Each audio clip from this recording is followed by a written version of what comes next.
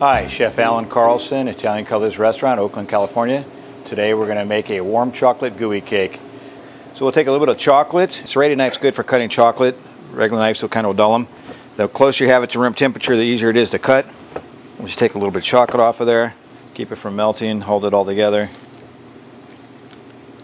Alright. That's going to go over a double boiler. A little hot water on it. We'll let this melt. It'll melt pretty quickly. So we're going to separate the egg yolks, the egg whites. You can be as fancy as you want. People can use them in the shell. I like to let them go through my fingers. The yolk does crack. The yolk will still whip, but if you have yolk in the white will never whip for you. And for this little chocolate, I think this will be 3 will be enough. We're going to do some sugar in each one. I think about a tablespoon in each.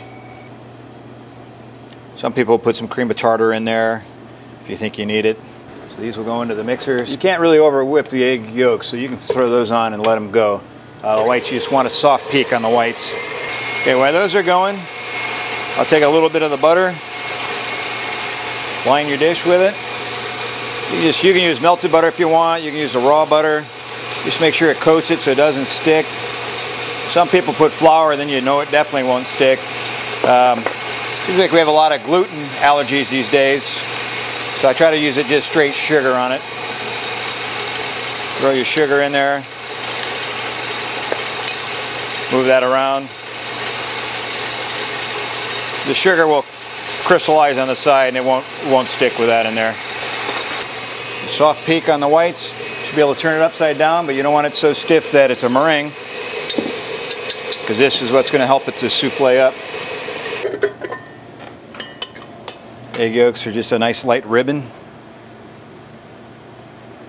So you get the chocolate melted. It doesn't need to be fully integrated. You don't want it too hot. So you got the egg yolks and the chocolate. These will fold together. Okay, and then we're going to throw into the egg whites. Nice thing about this recipe is you can make this 2-3 days in advance and set it in the refrigerator, and it holds up. Just put a little plastic wrap over it so it doesn't absorb any other flavors from the refrigerator. Do that, just pour it right into your mold. Right about there.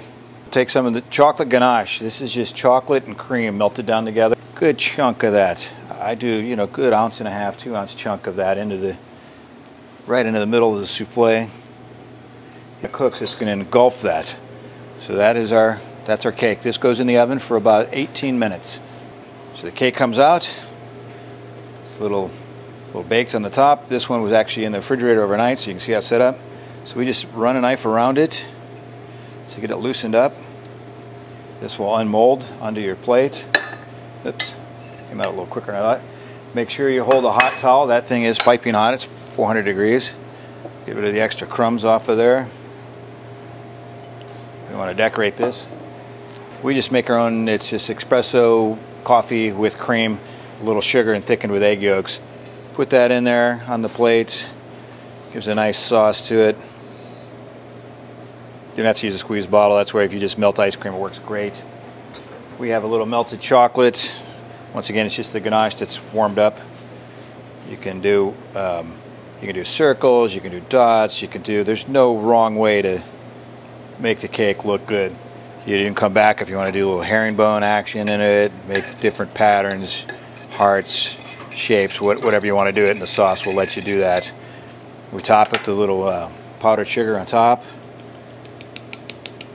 Alan Carlson, chef at Italian Colors Restaurant in Oakland, California. Hoping you enjoy our warm chocolate cake.